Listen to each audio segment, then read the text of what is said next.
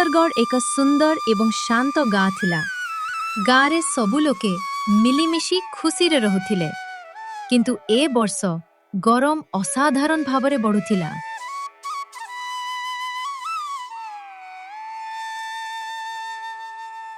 ସେହି ଗାଁରେ ରାମୁ ନାମର ଜଣେ କୃଷକ ତାଙ୍କ ଘରଣୀ ସୀମା ଏବଂ ପୁଅ ରାହୁଲ ସହିତ ରହୁଥିଲେ। ରାମୁ ଦିନସିଦିନ ସାରା କ୍ଷେତରେ କାମ କରୁଥାଏ।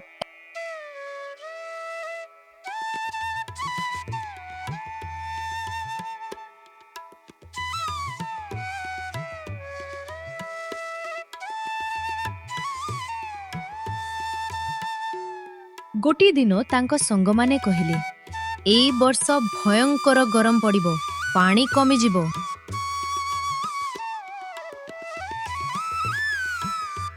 ରାମୁ ଭାବିଲେ, ମୁଁ ଯଦି ଏବେ ପାଣି ସଞ୍ଚୟ କରି ରଖିବି, ପରେ ବିକ୍ରି କରି ବହୁତ ଟଙ୍କା କମାଇ ପାରିବି। ସେ ବଡ଼ ବଡ଼ ଡ୍ରମ୍ରେ ପାଣି ଭରି ସଞ୍ଚୟ କରିବାକୁ ଲାଗିଲା।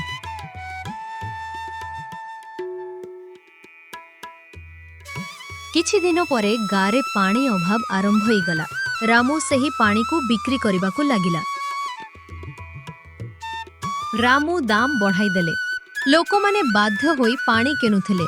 ଗୋଟିଏ ଦିନ ଜଣେ ବୃଦ୍ଧା ଲୋକ ପାଣି ମାଗିଲେ। ବାପା, ମୋ ପାଖରେ ଟଙ୍କା ନାହିଁ, ମୋତେ ଟିକେ ପାଣି ଦିଅ। ଟଙ୍କା ଥିଲେ ନିଅ, ନହେଲେ ଯାଅ।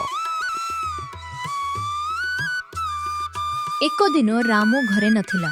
ରାହୁଲ ଗରମରେ ଅସୁବିଧା ଭୋଗୁଥିଲା। ପାଣି ନଥିବାରୁ ସୀମା ଓ ରାହୁଲ ଅସୁସ୍ଥ ହେବାକୁ ଲାଗିଲେ। କେହି ସହଯୋଗ କରିଲେ ନାହିଁ। ରାମୁ ଫେରିଆସି ସବୁ ଦେଖି ଭାଙ୍ଗି ପଡ଼ିଲେ। ସେ ବୁଝିଗଲା, ତାଙ୍କ ଲୋଭ ତାଙ୍କୁ ସବୁ କିଛି ହରାଇଦେଲା।